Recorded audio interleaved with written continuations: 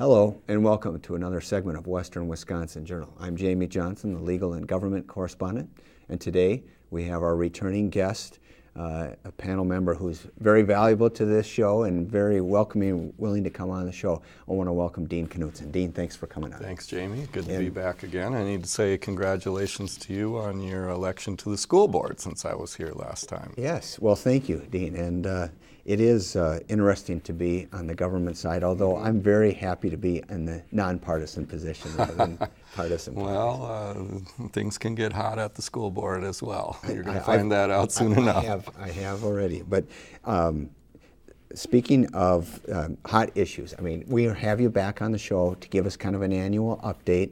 I think the last time you were on the show, we were talking about budget bills and what was happening with collective bargaining with teachers and so forth, and reformation in the education movement.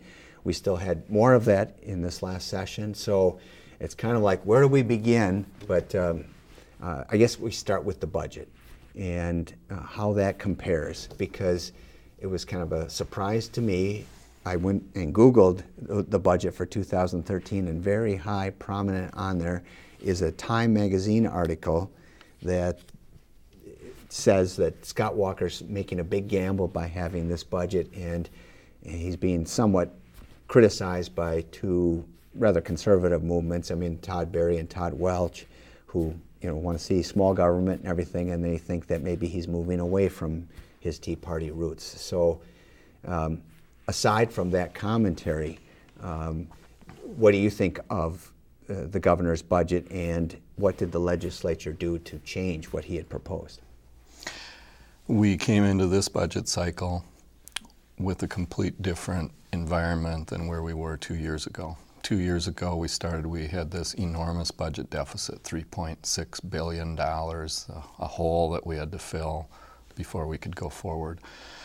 And then last time we made some very difficult choices, led to political turmoil in Wisconsin, but those choices put us on a new path, and a path that led us to finish that budget actually in the black for the first time in a long time with a surplus. Right, and with that budget, I just want to clarify for our viewers, I'll jump in every once in a while, but I do want you to keep going with your line of thought. And by that budget, you're referring to the 11 to 13 budget. 2011 Correct. to 2013, these are biennium, 2-year budget cycles, and it just ended last month, and we're now just starting the new biennium. Correct, yeah. So that's what you're referring to by ending the last biennium in a much different place than where we were before. Exactly, and we had a surplus. And so 2 years in a row now, actually coming into the third year, we've actually put money away in our rainy day fund for the first time in consecutive years. It's never really ever been done before. And so we're in a much healthier place. So now we've got a new set of challenges as we go forward. There's still a lot of demands growing, particularly Medicaid, and we have a big commitment to education in Wisconsin. We want to be sure that we maintain that commitment, and that's a priority for us. But so you referenced criticism from the right, and largely what you may have heard from Mr. Welch in particular was that he thinks that spending went up more than he wanted to. Well, that's 6.2% or something like that. It's always the question. If you have a surplus, what should you do with it? Right. I mean, there's really only a few things you could do. You spend it, and if you spend it, it increases your spending in reference to a base year that was our budget from 11-13 as a base year, one that probably, hey, if they don't like this governor, there's 49 states out there with conservatives in it that would probably trade their governor for our governor in a heartbeat. Right. So if what Scott Walker's not doing isn't good enough for them, they're not looking at things close enough, because this is a very conservative budget that we passed. And yet we do spend some of that surplus. And in doing that, which I think that's probably, if you put it to referendum, that's exactly what people in the state of Wisconsin would have wanted us to do. Let's reinvest again back into some things that are important to all of us, and part of that went into public education. And the other part went into some tax cuts across the board. And I want to talk about each of those areas separately. Okay. But on this point of comparing and what's conservative and what's not, it's pretty tough to look at the 2011-2013 budget, compare it to what was proposed and passed for this time, and say what's an increase and what's not? Don't you really have to look at the longer history and the previous deficits and the fact that there was austerity measures put in place and maybe some areas weren't invested in that now, years later, need to be invested in again? Our goal in Wisconsin continues to be we've got to get our economy turned around. We've got to grow jobs in Wisconsin, and to do that we've got to have a stronger, healthier business climate. So that's one goal.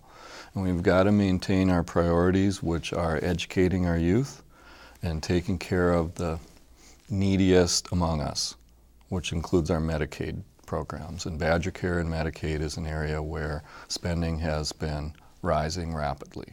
And even though we've made some changes there, and it's an area, healthcare in general is an area with lots of national changes going on, and it's growing and has grown way faster than the rate of inflation in almost every area of Medicaid spending. You know, those are our priorities: grow jobs, education, take care of the neediest, and I think we did a good job of that. But at the same time, we took care of the taxpayers in some very important ways. And we've got essentially a property tax freeze. You're going to see a continued very tight cap on property taxes in Wisconsin. And our income tax system was very complex and was in need of reform.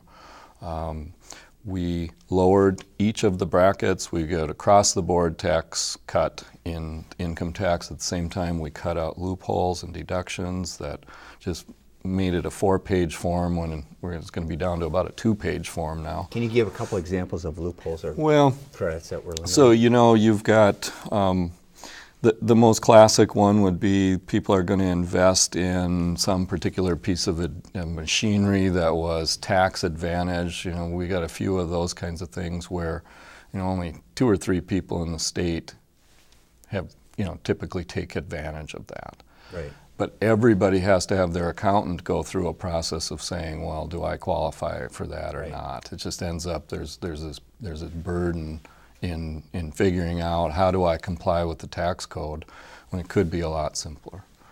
And then we had 5 brackets. And what we did this time was everyone got a tax cut in every bracket, but we went from 5 down to 4 with a very broad central bracket. It starts at about $30,000 income, goes up to about $250,000, $230,000 of income. And so we've essentially got a flat tax across the broad categories, and then higher income than that you pay more, and lower income than that you pay at a lower rate, which I think is a pretty good system for Wisconsin. But we needed to do that to be competitive. We've got Michigan just became a right-to-work state, and they've got a flat income tax that flat for everybody, no matter what. That's under 5%. And you know we've got brackets that go 6.5 and 7.5. Same thing, Illinois, flat tax. So a millionaire in Illinois pays less income tax than we have somebody paying, you know, a lower rate, I should say, than somebody in Wisconsin that's middle income. So I think we made some good changes there. Okay, so when you say have to remain competitive, are you thinking that the millionaires are going to move across the border to Michigan or businesses? To Illinois? Because lots of businesses, when they look at where do I want to be competitive in my business, absolutely that happens. And so we want people to grow their business here, stay here as their business grows. I mean, a lot of times you've got an entrepreneur, they've got an idea, they've got a business, they've got a product, all of a sudden they're making some money, and now they start to say, hey, I could do this somewhere else. So you spent part of that surplus on tax cuts, all right? Absolutely. $650 million in tax cuts. And we are phasing in a credit that essentially will eliminate income tax on manufacturing in Wisconsin over a 4-year period. So we've already done 2 years of that. We're going to finish that up this time. And so between those two things, there will be $1 billion of income tax cuts in this budget. That's a very conservative budget. Probably in Wisconsin, this is the most conservative budget in, I'd say, 20 years. Okay. You could criticize it. I mean, what they're doing in that criticism is saying, well, I mean, it goes up 5% in spending. Well, 5% increase over 2 years, so it's 2.5% a year. Inflation is roughly 2% a year. So it's basically an inflationary increase. If you took our growth in population, I mean, I think that's a tight budget. Okay. So, and the governor's got to get reelected, right? Yeah, yeah. I mean, that's the way he's looking at it. He's going to do what he thinks is best for the state of Wisconsin, and I think you're going to see him have an eye towards being reelected governor in Wisconsin. Okay. Whereas what they're talking about is, well, this is a big gamble for him if he expects to, run for president. I don't think that's where his focus is. His focus has always been on Wisconsin and Wisconsin jobs. Well, let's face it, if he doesn't get reelected governor, he's not going to be able to run for president in 2016. That would be, step one would be reelected governor, right? No doubt. So you mentioned that $650 million in tax cuts, and then you said some of that was spent and that there was increased spending in certain areas. And let's talk a little bit about that competition for the tax dollar. Sure. Because everyone, if they are on the government roll in some capacity or other, I mean, to some extent, school districts are, looking to the state for aid and trying to not be totally reliant on the local property tax, but what kind of state aid.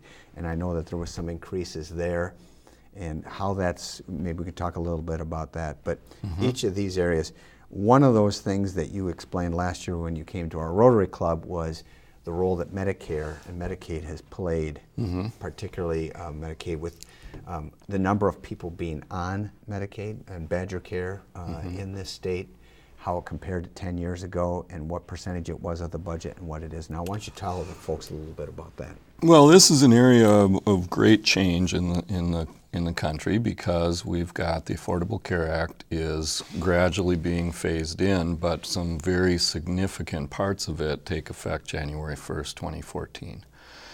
And so what we're doing in Wisconsin is pretty significant. We have had one of the most generous Medicaid programs in the country. Now, you just mentioned Medicare. Medicare is our 1960s Great Society health care for the elderly, and it's a federal program that's uniform across all the states for all practical purposes. It's the same in every state, more or less. Medicaid is quite different. Medicaid was always an optional program shared between the feds and the state in the cost, administered by the states. States could do it or not do it. Some states like Arizona didn't even adopt it for decades after the rest of us all had Medicaid. And there's 50 different flavors of it. I mean, in some states you're eligible if you were at not the poverty line, not half the income that would qualify you as being in poverty, but in some states it's like a third of the income. So if the poverty line is $15,000, you don't get Medicaid unless you're at $5,000. Whereas in Wisconsin, we've been generous. We've had coverage for parents up to 200%, double the poverty line. Pregnant women up to 300%, children up to 300%. But what we haven't had is coverage for everyone who's poor. And so for the first time in history, starting in 2014, what we're going to do in Wisconsin is we're going to have everyone who's below the poverty line, whether they're a parent or not, whether they have a child or not, they'll be eligible for Medicaid. But by poverty line, you mean 100% of the federal poverty level. Right. How has that, do you know, Dean, how that compares? I mean, our economy, our cost of living here in Wisconsin compares to the federal average. Is it comparable, or do the places on the coast bring that up so that it's actually more than what would be considered poverty level, or are the definitions? It is one uniform number everywhere. I mean, Right. it's a federal number, and it was originally based on sort of a basket of, what would it take to buy your basic needs, Right. food and shelter. Well, isn't one of the problems why we've had a growing number of people qualify, whether that number is the 150% or 200% or 300%, the percentages you were saying, is because, the jobs that we do have, these aren't all unemployed people. that are getting that Medicaid, and these are people that have jobs, but they're just getting paid at lower level, and they have enough people in their, I mean, the fact that they're families, and they're qualifying because they're within that 200%. And how does this change when you said now everyone that's at that doesn't require you to be pregnant or have children? Yeah. So is it 100%? If you're at 105%, if you were a single person making minimum wage and working full time, you'd already be above the poverty line. Right. And if there were two of you and you're married and that's your household and you were both working, again, the threshold rises because now you're a household of two, but you'd still be there. As you start to add children that aren't bringing in income, then that changes. You'd again be considered below the poverty line. And if one of you didn't work or couldn't work, again, you'd get there. But the key thing is Medicaid is going to change. So the Affordable Care Act means exchanges are coming, so exchange-based insurance that is heavily subsidized by the federal government, that's coming. I mean, that's what the Affordable Care Act was always about. And so some of the people that we've had on Medicaid will no longer be eligible for Medicaid, but will be eligible for exchange-based health insurance. So one of the messages, and you're going to hear an awful lot of this from a variety of sources in coming months, but starting in about October, people are going to have a whole new set of options for getting health insurance. And we don't know how it's going to look, but we've got some general parameters for how that's going to be. Now, you had mentioned about January 1, 2014, but wasn't that implementation date pushed back on those exchanges to 2015? No, not yet. I mean, a variety of parts of the Affordable Care Act have been postponed. Yes. But the exchanges are still scheduled to be up and running, and the individual mandate is still there, which essentially says you will either buy insurance for yourself or you're going to get charged a penalty. Right. What they've postponed is the employer mandate. And that's a whole nother subject, but it was really ill-conceived. I mean, frankly, the whole bill was well-intentioned, ill-conceived.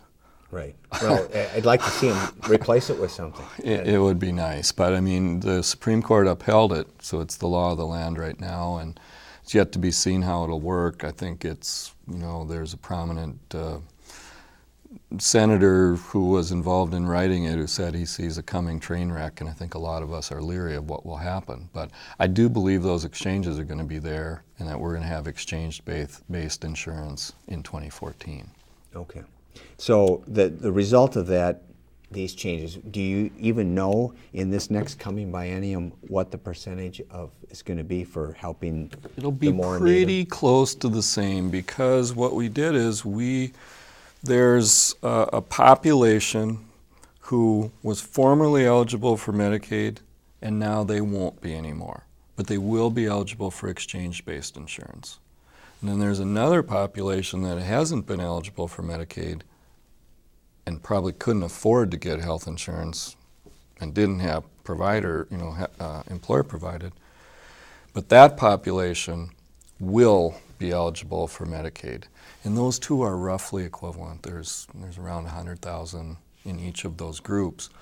And so it's yet to be seen the exact percentages, but I think we've been at 21%. We'll probably still be right in that 20% range, but no one really knows. I mean, the exact numbers are yet to be seen. Okay. Let's go on to some of the other areas. Okay, so Medicaid is the fastest growing, or was the fastest growing part of the budget, I mean, compared to K-12 or the university system or corrections. So just to give you some reference to that, in the budget that we did 2 years ago, in order to fund Medicaid, what we call cost to continue, so just the way it's been run, to keep it running, what do you need to come up with? We needed to come up with an additional $1.3 billion to keep it going. That was last time. This time it was a little bit better. We needed to come up with an additional $700 million. Okay. So as far as that rate of climb, we've buffered it a little, but it's still climbing. Right. And so that's a big chunk of money. I mean, you think about, we had to do that. We didn't really have a choice. We had to do it, and we want to do it. I mean, we want to provide for those that are really So based on the changes that were made for this coming biennium budget, of that $700 million, how much got funded out of what was considered the surplus? Well, the money moves around, so it's a little bit hard to say what got funded out of surplus and what didn't. Right. But I mean, did all $700 million, did you go ahead and pay that cost to continue? Yeah. Okay. Yeah. So $700 million there, $650 for the tax cuts. K-12. K-12, about $300 million new money went into public school K-12 funding. And then there's some other money for other things. You could say that in primary education, it was around $350 to $380 million of money. So 300 went to public schools, and then these other that you mentioned, the other 50 to 80, that would be choice schools, charter schools. So they hadn't had an increase in how they're funded in more than 10 years. And so there's a little bump up there. Not as much as what the governor had proposed, but there's some bump there. We did. And the choice schools and charter schools these are primarily down in southeastern Wisconsin, where the cost of education is high and the quality is low generally. That's where they got the start, right? The choice schools, the choice program was originally called the Milwaukee Parental Choice Program. It was the first of its kind in the nation. Essentially, down in Milwaukee, here in Hudson, now you're a school board member, so Hudson spends around $11,000 a student, and less than half of that comes from the state. But the statewide average is pretty close to $11,000, and statewide average is about 60% of that comes from the state. So around $6,600 is the state on average, and then the rest of that, around $4,400, comes from the local property tax. In Hudson, that's kind of inverted, because we have more property tax base, so we don't get as much state aid. But in Milwaukee, they spend far greater than that, and their state aid is the majority of what they get. And so their state aid is well over $10,000. And so instead, they came up with a program where instead of giving that, why don't we give that as a voucher, and you can go to a private school with it. So there was a $6,500 voucher. So instead of spending $11,000, $12,000 to send it to the public school, instead we'll empower the parent to decide what school they want to go to, and it'll be done for But that was income-based. It was more for and lower income people. It still is. The income threshold has been raised so that it incorporates, a firefighter qualifies now if you're down there, or a policeman where they didn't used to. But it's still got an income threshold. And now it's been expanded beyond Milwaukee. Yeah, you could consider it sort of a trial program. There's going to be a limited number of spots on an application basis. So a private school has to apply to be one of the schools, and there will be about 500 spots statewide. So you're likely to see just a few schools. Again, you'll see it in Green Bay because there's a lot of demand there. You might see it in Racine, where they've got a lot of demand. There's some places you could pretty well predict there will be a lot of demand for that. And then we'll see what happens with that. Another thing was we made private school tuition deductible. Okay. So it's a little bit different than a tax credit for tuition.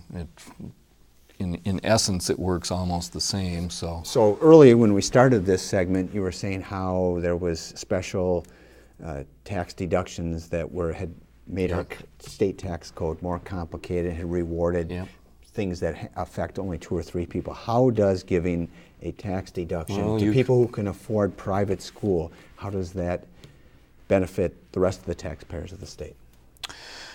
Because it's one less child that you need to educate in the public school. But if they were sending them to a private school already, you think that by making that tax deductible, that encourages them to keep them out of the public school? Absolutely. Okay. I mean, particularly in a tough economy. I mean, there's been a lot of that where families are forced to make the tough decision. I mean, they may have been in that school for years because that's, a family decision they made, but it's increasingly difficult for them to do that. And then all of a sudden, they say, oh, can't afford that anymore. Boom, there's 2 or 3 more kids in your school that you've got to take care of. So I think it was pretty reasonable. I mean, minimal cost statewide to do that. Less than a tuition tax credit would have been, which would cost 8 or 10 times as much. But it's a significant. And that's part of that help. 50 to 80 million that was diverted then out. All right. Not diverted, but it's an incentive. Sure.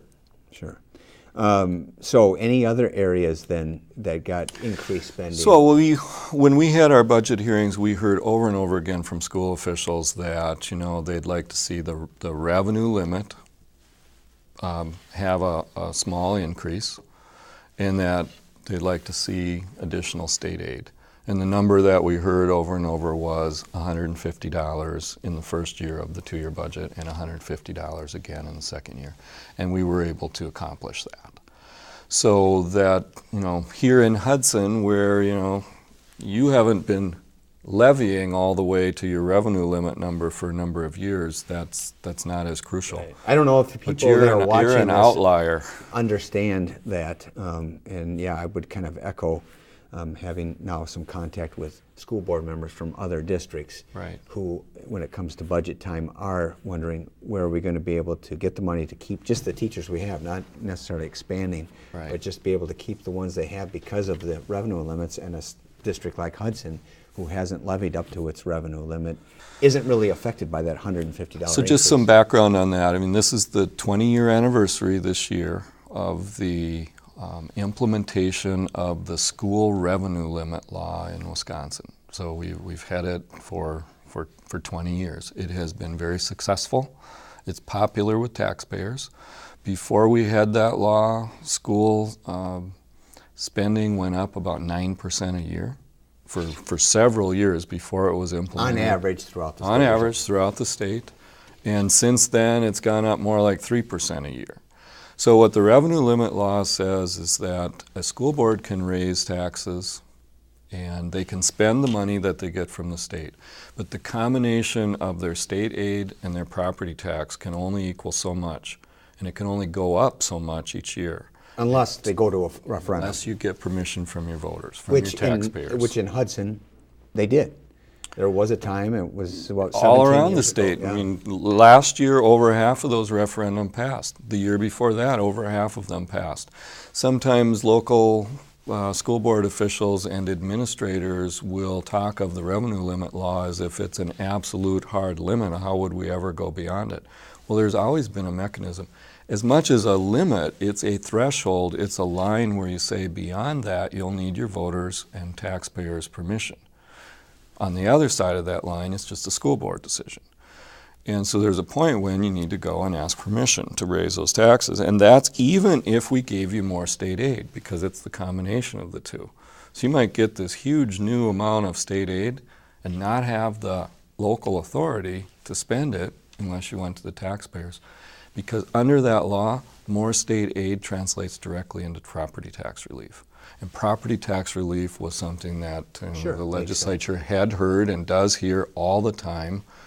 We can't see our property taxes go up. Couldn't we do something, though, about the budgeting process? This is one thing. I've only been on the board a couple months, but our budgeting process is so messed up because we don't know what that state aid's going to be until after we have our annual meeting and have to set the levy limit. We get some pretty good ideas. Yep.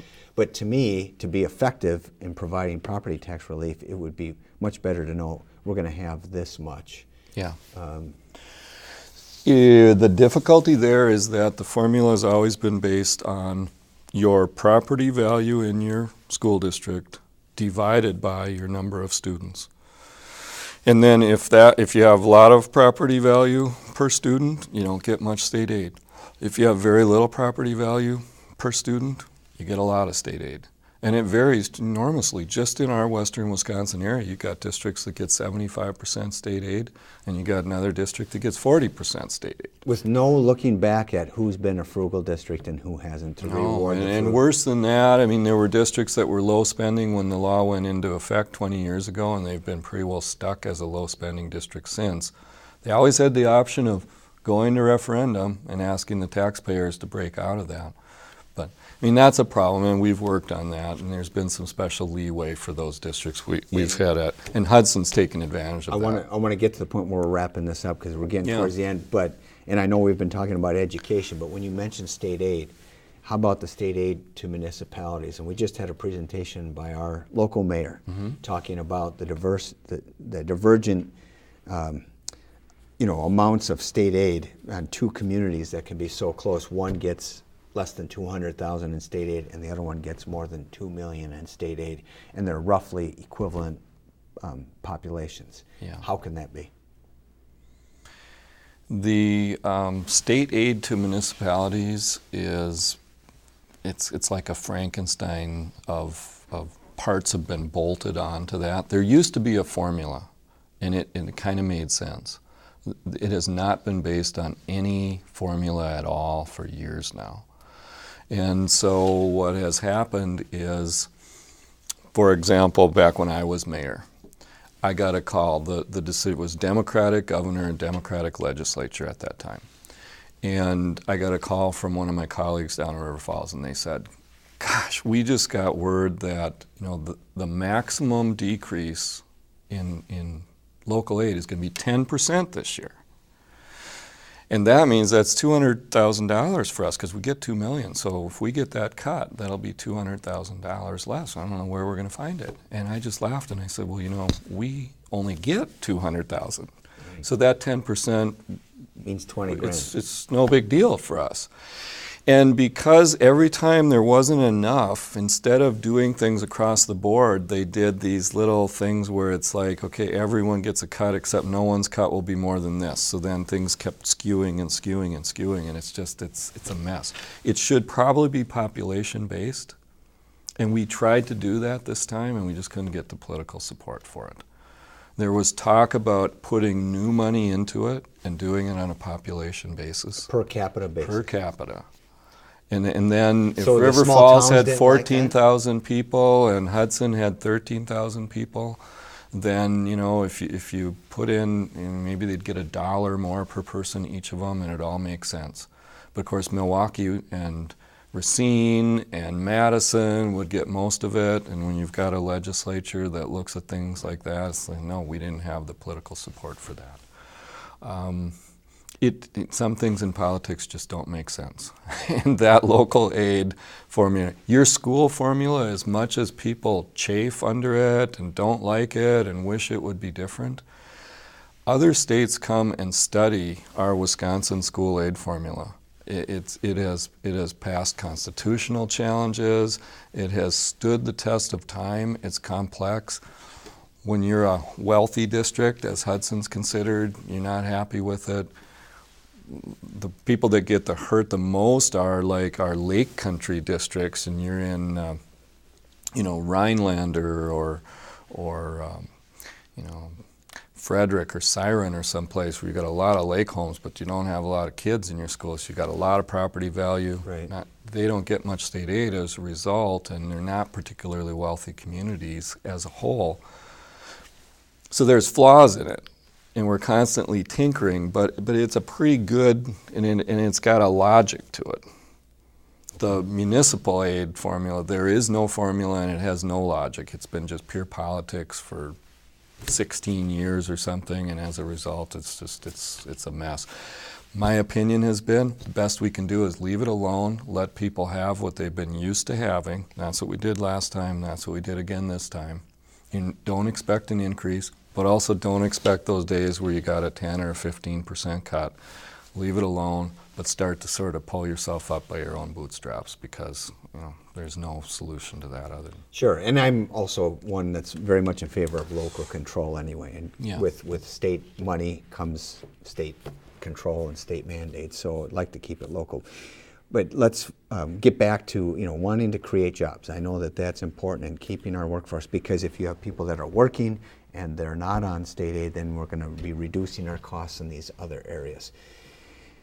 What about the UW system funding, and more importantly, or not more importantly, but just as importantly, is the VOTEC, because that seems to be where more of the jobs, I mean, it's great if we want to get more manufacturing in the state, but if those manufacturers are paying people $8 an hour or $8.50 an hour to make widgets and so forth, because the people don't have the degrees it takes to do something more complex, are we really benefiting? Because we have working poor at that point.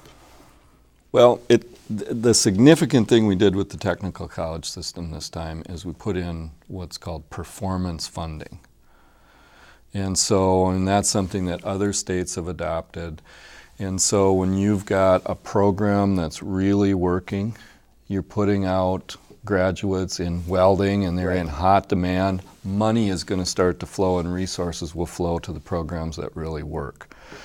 And this has been a way to ensure that you put the resources where they're needed. It's going to take some time.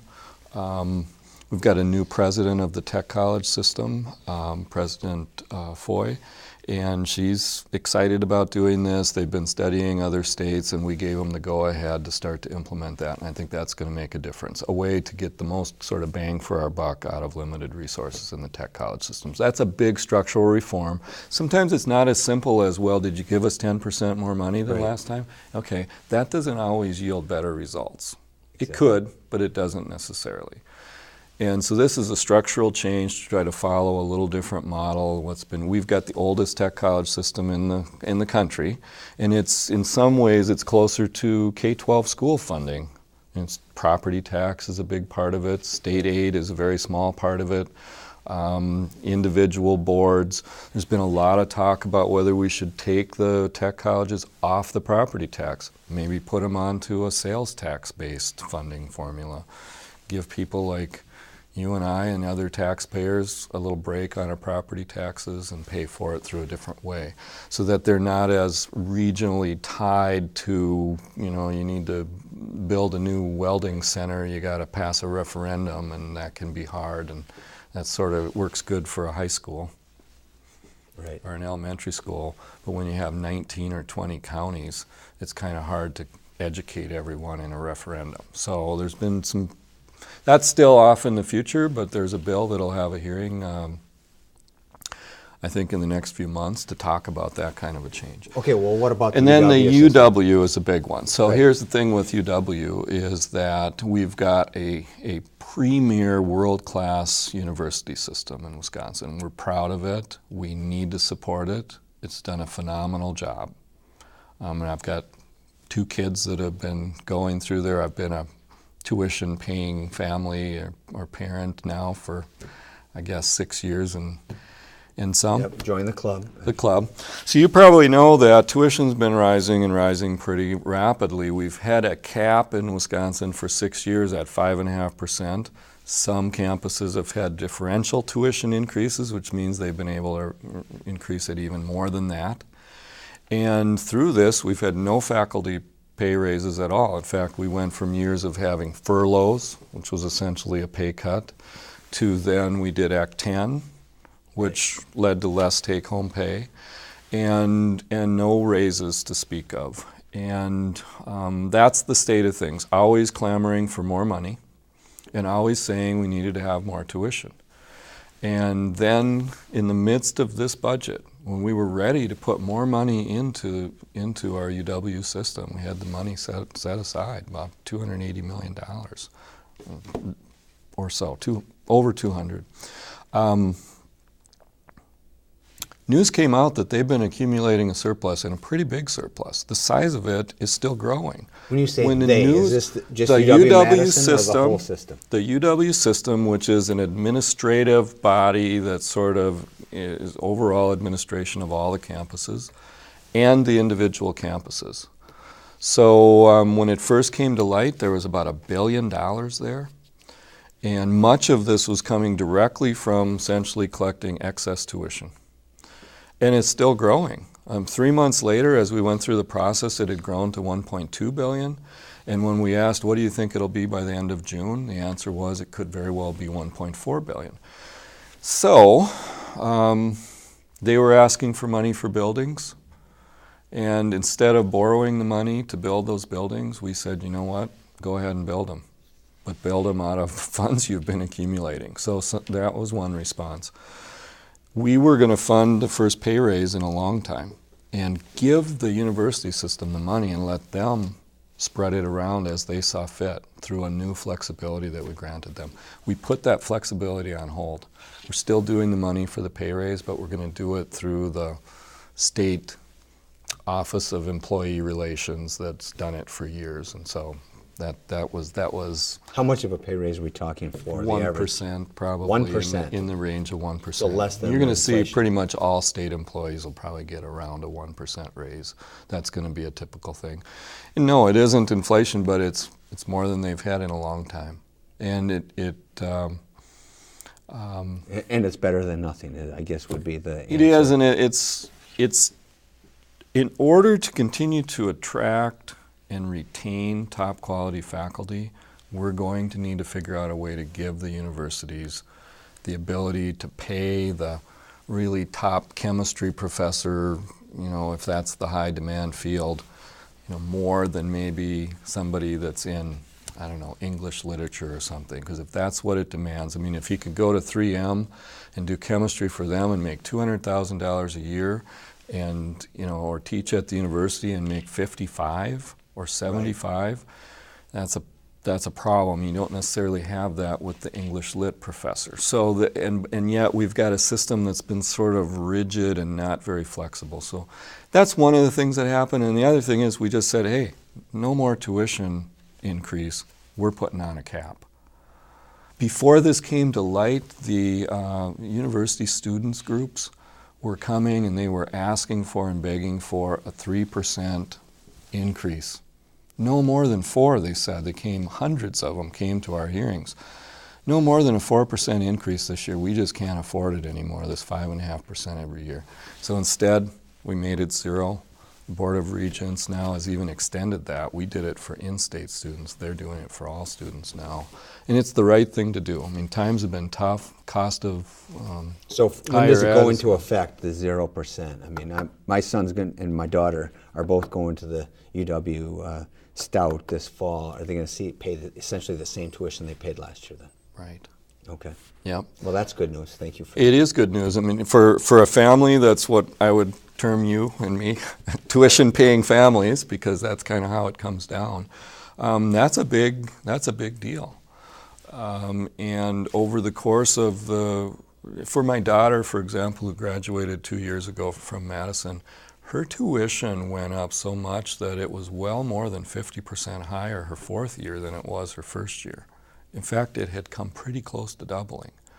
And so that's just just tuition, though. That wasn't the overall cost. But we also put some restrictions on the fees, because the fees also have been. Well, because I was going to say that at a place where the kids stay on campus, I know more and more campuses, they do their 1 year obligatory and then they go off campus. But to stay in the UW state, sponsored dorms and so forth, if they're going to have a freeze in tuition, they'll just jack up the room and board. Now, it needs to be said that our campuses have largely been good stewards of the money that they've been given. I think at UW River Falls, they've done a good job. And partly this is an accounting thing. What they need to do is, if they're going to set aside money for some future project, it needs to be identified what is the purpose of that and have it in some sort of a segregated fund where it would be clear to everyone. And that hasn't really been happening. On some campuses it has, but some less. And then at the system itself. So this would be, at a school board level, this would be just sort of like you finding out that at the superintendent's office, they had developed a little slush fund of $300 million that they weren't telling the school board about. The regents didn't know about this, and the legislature didn't know about it. So there were some pretty mad people, because I'm the one who've been facing faculty members. Sorry, I just popped my microphone there. Okay. I've been facing faculty members who haven't had a raise, and they've been told there's no money. And actually, there is money. Well, was part And of there was that, money. You used the example of the local school district, and I know that school districts have to have reserve funds. They have to in order to operate because, well, and it has happened in the last couple of years, is that sometimes the money's not always there when the state aid is promised to be there and so forth.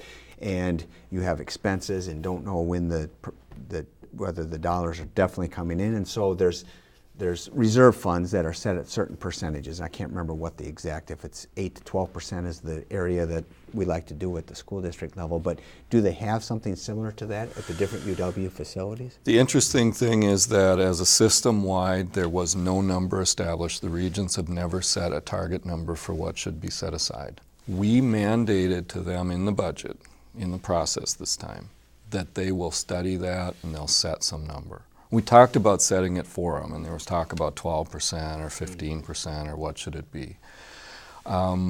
There are accrediting agencies and there are other nationwide groups, you know, that look at this and make recommendations. But the point of it here isn't so much that this is so out of line. It's just that look at what we've gone through in Wisconsin.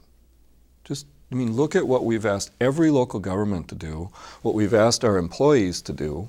We've asked every part. We've said times are tough. We're going to share the pain, and we're going to get ourselves balanced and back on track. And then we find out that here's this group all on their own. And during those tough times when they were crying and begging about how much state support we were giving them, they've been accumulating money. And not just from the state support coming from, you know, a state appropriation, from the tuition they've been charging students that are out there working 3 jobs. So families and like trying us, to it's make double ends dipping meet. our tax dollars plus our Absolutely. tuition dollars. And so there was a big backlash there, and it's going to take a while for it to heal. I think we've just had now a turnover on the Board of Regents. So, you know, it takes a while. Governor Walker's been in office for 2.5 years, roughly, and he gets to make appointments, and gradually the board now has a majority of his appointments on it. And that just happened here this past month. And so now you've got new election, you've got a new president of the board, new officers in general. And one of the first things they did was say, yeah, that tuition freeze is the right thing to do. We're going to actually extend that further than what the legislature mandated. So I think they've got the right approach now, and it'll be interesting to see what they do. Okay. I mean, we've got a great system. I mean, we've got just a phenomenal world-class university system in higher ed in Wisconsin. It's something to be proud of. And the fact of it is we've been giving them adequate resources to be that good. And it's going to continue to be some challenges there. Well, I think this right. time, it turned into kind of, there were some surprises. Sure, but those reserve funds are going to be depleted, and then we're going to be back in the same position we were before. And I suppose we can get off on this subject a long time. We do want to stress the fact that UW system is not alone either. As you mentioned, these tuition increases being 5.5%, 6%, so forth. Roughly 2 to 3 times the rate of inflation is not unusual. There's other states where that's been across the board with the postgraduate education has always, you know, for the last 25, 30 years has been increasing at rates 2 to 3 times the rate of inflation. Well, that's a whole nother subject. We could do a whole show on that. Right. I think partly you can track it back to the fact that school loans are so easy to get, and it's all been federalized, and that drives demand. When people would say to me, you've got to have higher state aid because if you don't do that, tuition will go up. And my response in part is to say, well, look at what tuition's doing in private schools where they get 0 state aid. It's going up too. And it's going up in every state, no matter what. In fact, in states like Minnesota, tuition has gone up much higher, faster. But then when Wisconsin. you want to talk about reserve funds, they have even bigger reserve funds in private schools, endowments and so forth. But let's get back to the budget, because there's 2 areas that didn't get much attention at all, but they still are big drivers, and that is corrections and our highways. And I know our highways are funded with a gas tax. The option was made to not increase the gas tax. We've seen area states, Illinois, Minnesota, raise their gas taxes. So what was the thinking there, and are you confident we can still get done the infrastructure that we need to do in this next biennium without that gas tax raise? I think we can. We're borrowing more for highways than what I would have preferred. I mean, I came out publicly and said the governor was borrowing too much, and we still did it anyway. Mm-hmm. You'd prefer to do more pay as you go? I would. Okay. But the two things. One is we have a segregated highway fund where all your gas taxes go. And you pay roughly 40 cents a gallon of what you pay at the pump is going into gas taxes. And in Wisconsin for a number of years, in a previous administration, not to name names, but they were raiding money out of the transportation fund and using it for other things, including education. You can argue whether that was a good idea, but the fact was roads were a little bit neglected for a number of years. And Governor Walker came in and said, number one, we're going to stop raiding that segregated fund. Mm-hmm. Number two, we're actually going to put general fund money into transportation in order to improve our roads. But if you put it in there, you're taking it from someplace else. You definitely are. Now it's in the mix with all the other priorities, and something has to give. But we did that last time, and we're doing it again this time. And we're taking general fund money and supporting it. Now, most states do that because their gas tax isn't enough to take care of their roads. We've looked at lots of things. There was a commission last summer that looked at a number of things, including a mile-based vehicle miles traveled fee. I wasn't in favor of that because as a border, I represent border residents. We'll end up being adversely affected in a kind of a differential way there. What about wheel tax? I've seen the wheel tax that when that was created. That's $10. I've always increased the annual registrations for the stickers. We've allowed a wheel tax, so that's a local fee on your annual license renewal. We've allowed it for years in Wisconsin. St. Croix County's one of the few places that has it. There's only 5 in the state that do. A couple of small communities, Kenosha, Beloit, I think, has it. Milwaukee has it. I had a bill last time, I didn't get it passed, that would require a local referendum before doing those. And I said, I'm not opposed to the idea of the fee, but I think the voters ought to have a chance to say. I mean, they should have their input. And I think you'll see more reliance on those as we go forward, partly because of electric vehicles. If you're used to charging $75 is what the state charges annual renewal, and then here in St. Croix County there's an extra $10 on there, so we pay $85 a vehicle. But that's only for cars and pickups. It doesn't count heavier trucks. Why? That's the way the law was written.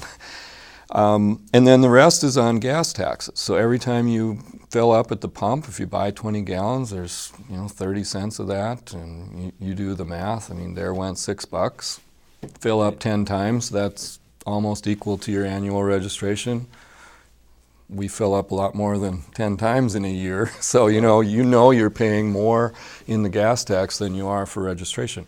But how about somebody driving a hybrid or a purely electric car? They're paying next to nothing.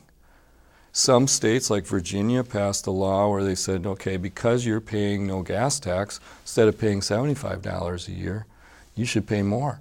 You should probably pay 50% more on your annual registration fee because you're still putting wear and tear on the roads, but you're not paying at the pump. Well, and I understand. That one made sense to me.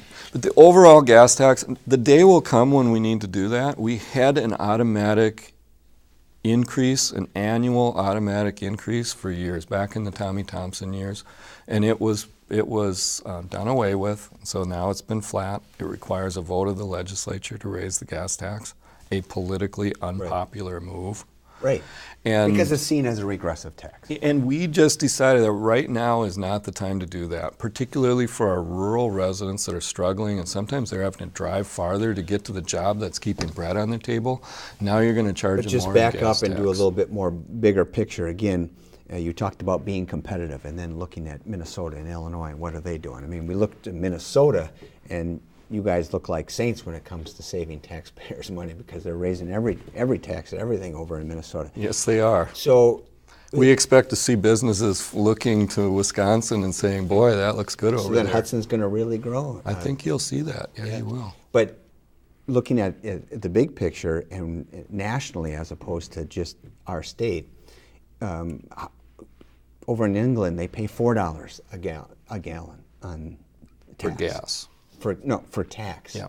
Tax that's being raised.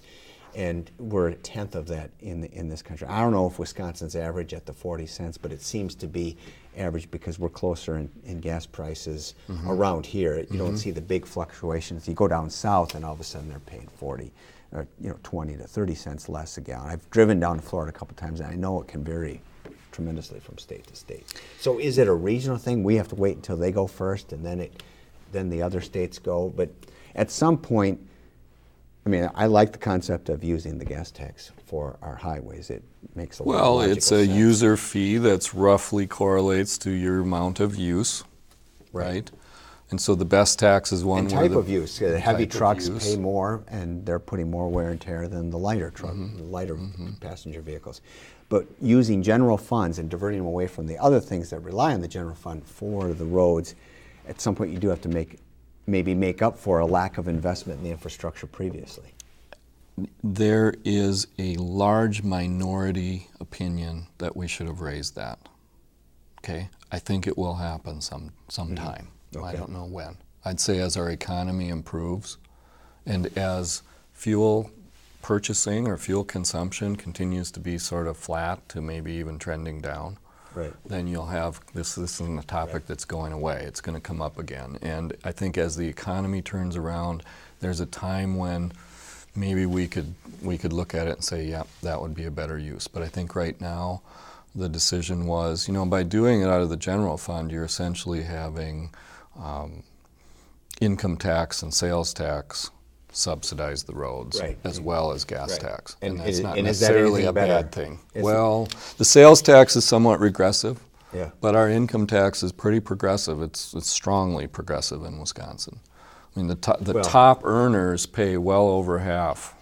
I mean, the people making over $100,000 a year pay considerably over half of what we do. So, I mean, you would say, should you put a gas tax on everyone? Or should you have some of that? So, I mean, that's And again, getting back to this regional thing, I mean, if you guys in the legislature, that is, and I didn't mean to be gender specific by saying guys and gals in the legislature are looking at this issue. It's one thing when gas itself cost $1.19, which is what it did, back in '98 or whatever, and you're paying 30 cents a gallon in tax, and now it's almost $4 and we're paying 40 cents. That raising it by 5 cents isn't going to put us at that much of a competitive disadvantage. Now you start talking about 10, 20, then people are going to be feeling that a little bit more. The other end of that equation is to continue to look to ways to maintain our roads and build new roads when they're needed, and do that in as cost-effective manner as you can.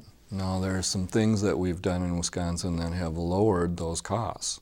Act 10 considerably lowered our maintenance costs for roads. You don't think about that, but Act 10 is still paying dividends right now. I mean, there's school districts. Because the employees are paying something more for their health care and their retirement fund. Well, that was just, that was the most superficial and obvious part of Act 10. The employees are going to pay towards their health insurance and pay towards their pension. Two common sense ideas that everybody could grasp. But the big thing about Act 10 is that now the employer, if you're a county highway department, you can set the work rules and how things are done in a way that works best for the county without having to go and negotiate that in a collective bargaining process that meant that you may not, I mean, you had to negotiate everything down to, in some places they had a contract said you had to go to collective bargaining if you're going to repaint the cubicles. Well, I think that we're seeing that through units of government throughout. I mean, we saw it in our school district here, big reduction in costs, but you'll feel that one, maybe two budget cycles, and then eventually then you're going to go out from there. I know that it's paying dividend, but unless you find ways to further cut the cost of these things. Well, they're not big and obvious, but it's happening all the time that you're going to see, and you'll see it with school boards. I mean, you're able to change the how do you teach and when do you get your break, and it's happening through the employee handbook all the time, little tweaks and changes. Sure. It's just, on the road department, it all comes down to overtime.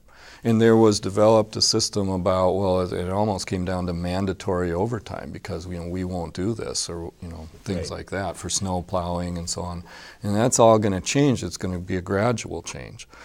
There's still more we could do. I mean, we had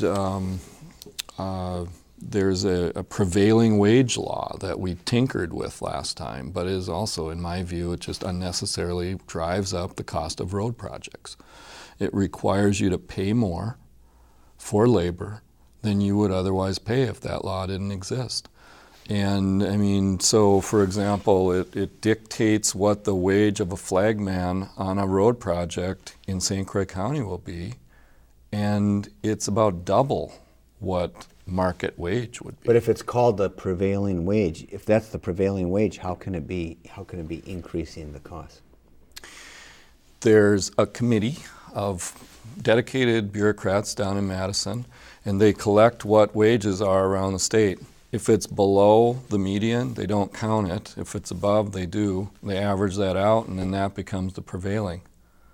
Okay. So obviously it's not an accurate prevailing, but it Right. is by the definition that's been developed over decades of that So we've law. talked about roads, we've talked about the gas tax, and now finally corrections, which amazing silence in this last budget discussion on that, yet we've had times in the past where it's huge discussion, because I remember not too distant past when we were talking about building new prisons, more prisons, Yeah. but we're recognizing now what kind of impact, even outsourcing, sending our prisoners to other states and so forth. Mm-hmm. Or at one point when we did build those 2 new prisons, we were bringing prisoners in from other states. Where does that stand now? Is there any moves? One of the things there's savings. Yep. And just again, we're so close to the Minnesota border here that it's natural to do comparisons. We spend twice as much per capita on corrections as Minnesota does. Right. We have twice as many people incarcerated in Wisconsin as Minnesota does. Yet they have twice as many people on probation as we do. They do a lot more of that. We had a law called Truth in Sentencing passed, many years ago now. Along with that, there was supposed to be a total remake of the sentencing guidelines. That never really completely happened. That's maybe part of our problem. Put it this way, in Minnesota, they take the approach that,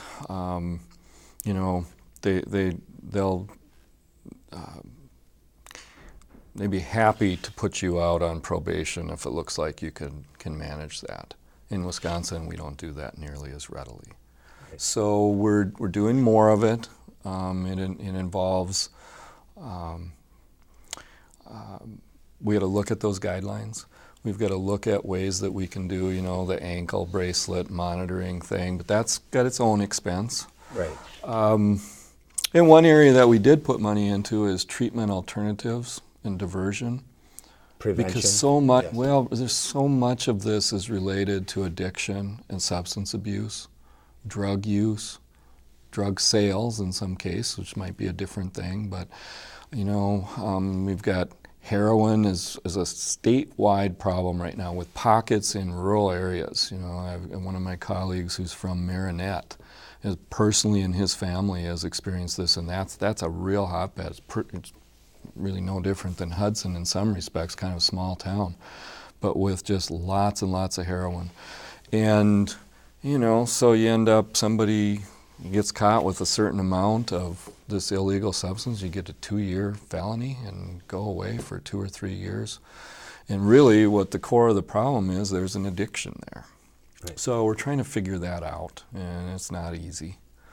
But I think that, all too often, ineffective treatment or no treatment happens while you're doing your term, and then you get released after finishing the whole thing, get released, fall into the same habits and same friends and same offenses again, and end up cycling around back in again. And that's not an easy problem, but I think there's a lot we could learn from other states and how they're doing it. I think that's a a good way to end this, because you had mentioned the heroin thing, and we just had a forum here in Hudson on that, and one of the two speakers that is a recovering addict mentioned about how went through 6 treatment programs, and it wasn't until after he was in prison and getting out, and here he was a father of a toddler, that he had finally reached bottom. But in some ways what we need to do is find out how we can reward success, early success, in a way that that makes sense and reduces the cost on taxpayers. I think communities have to do everything they can. You got to work through, churches and nonprofits, and there's lots of support there, but partly it's an education thing. Kids need to realize, and young adults, that, you can go from, what happens is they start using OxyContin or one of the synthetic opiates, and those become very expensive. And pretty soon there's a dealer that tries to convince them that, hey, heroin give you the same thing and costs less, but you don't realize how addictive it is. And so it's a problem. And one thing now that you're on school board member, here, let's turn the tables. Yeah. When I was on the city council years ago, I said we should get a police dog in Hudson again, and St. Croix County's got a police dog, and Hudson's now had a police dog, and we always have them trained to sniff drugs. And in many school districts, they come in and you can just walk them down the row and see if they hit on a locker for drugs. And locally here, the policy has always been we either don't do that, or if we're going to do it, we announce it a couple of days ahead of time that the dogs are going to come through, which kind of defeats the purpose of it. Right. So I would say a community that's going to do everything they can to try to attack a problem like this and drug use, that's one of the places is we have the tools. We just need to decide we're dedicated to doing it. And I got to correct, I don't know that that's been the policy about announcing it before. I think I've heard people say that. I haven't seen any documentation of that or any specific evidence of it, but I think you've made a very good point, is that these are community problems that shouldn't always be just solved with taxpayer dollars or pouring more money in the programs that are after the problem is already there. We need to go back to prevention. And as a lawmaker, people contact me and they say, well, you need to do something at the state level, and I'll say, well, and we did put more money into treatment this time, and we could put a lot more in. I think we should. But, increasing the penalties for heroin from 2 years to 4 years, and you're going to go to prison longer, that doesn't really solve anything, because when addiction is at the core, it does not deter. Right. So this isn't about stiffer penalties in this case. Maybe for dealers, yes, but I think... Well, it goes back to this notion of community, and it's not just always the individual, because I think it's a stigma when you isolate people and say this is only our own problem in our family. There's a lot of people out there, and there's small communities, whether it's specifically heroin or it's something else. Yeah. We have some societal changes in how we view it, but we could bring down the cost for everyone if we address it in the front end rather than the back end. The war on addiction's largely been a failure, or war on drugs has been a failure, because it's addiction that we need to be making war on, and that's a whole other subject. If we solve that one, we'd bring our costs down in our judicial system, our correction system. Department of Children and Families, it's so disruptive to families, and you look at what happens in foster care and all the things that go on there. Alcohol and drugs are the cause. Look at Medicaid, and it's just, that's... Right. That's a whole nother hour. It is, Dean. Well, we had a great time. Thanks for coming on the show. Always enjoy coming. And we'll look forward to having you back again, and we'll have maybe even do a show that's asking, what you want to do for an encore, I guess, so to speak, to this biennium budget. I know there's a lot of focus on that, but there's still other things to be done at the state level. So. Sure. Will do. Thanks. Be glad to come back. All right. And thank you, viewers, for being with us. And please check out the internet, and you can contact Representative Knudson. I'm sure there's a website that wisconsin.gov. They can find the assembly. Rep.Knudson. Rep.Knudson. Okay. Very good. And with that, that wraps up another segment of Western Wisconsin Journal. Thank you. All right.